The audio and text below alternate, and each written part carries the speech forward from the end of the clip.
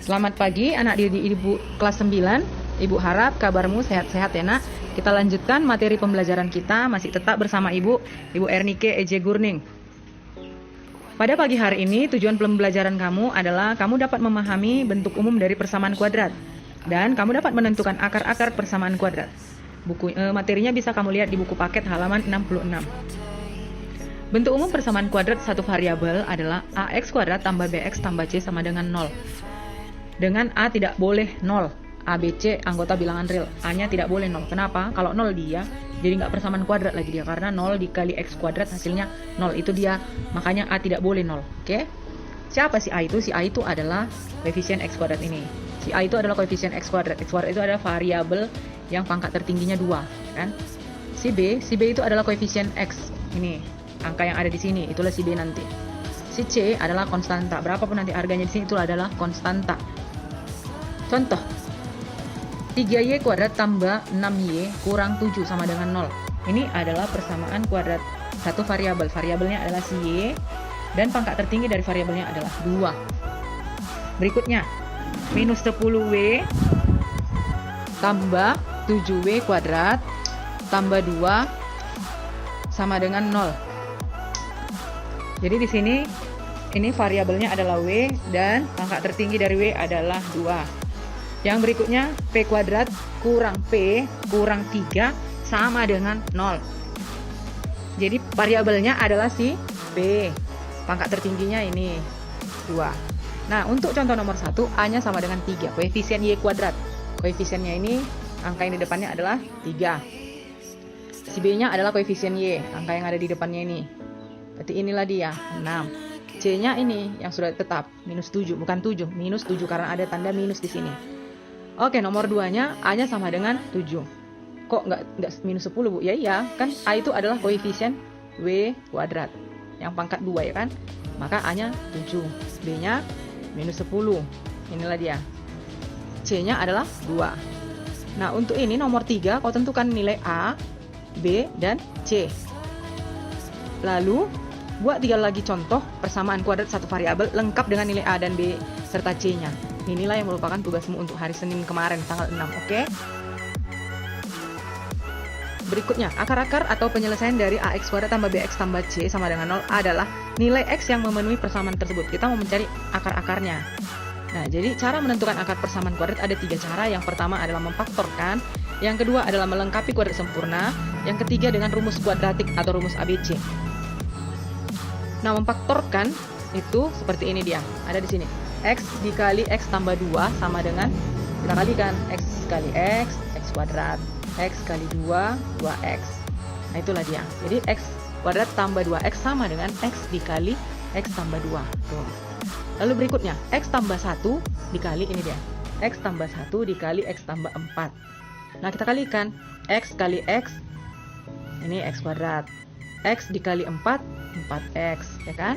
Lalu 1 dikali X, 1x, atau kita tulis X aja. Lalu 1 dikali 4, 4. Nah, yang sejenis di situ 4x dengan 1x. Dijumlahkan aja, inilah dia 5x. Jadi X tambah 1 dikali X tambah 4 ini, itu sama artinya dengan X kuadrat tambah 5x tambah 4. Itulah dia.